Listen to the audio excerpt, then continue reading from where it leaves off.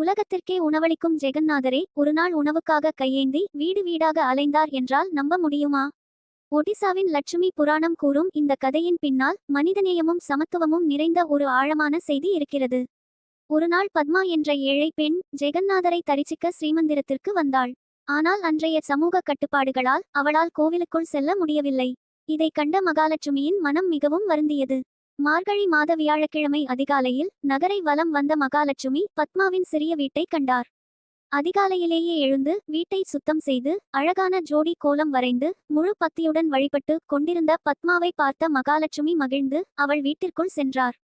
இந்த செய்தியை அறிந்த பலபத்ரர் நடந்ததை ஜெகந்நாதரிடம் கூறினார். அதன்பின் ஏற்பட்ட நிகழ்வுகளால் மகாலட்சுமி ஸ்ரீமந்திரத்தை விட்டு வெளியேறினார்.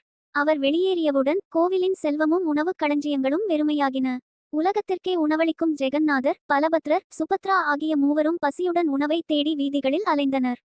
கிடைத்த உணவும் அவர்களின் பசியை தீர்க்கவில்லை. இறுதியில் ஒரு சிறிய வீட்டிலிருந்து வீசிய உணவின் மனம் அவர்களை நிறுத்தியது. அது வேறு யாருடைய வீடும் இல்லை, பத்மாவின் வீடுதான்.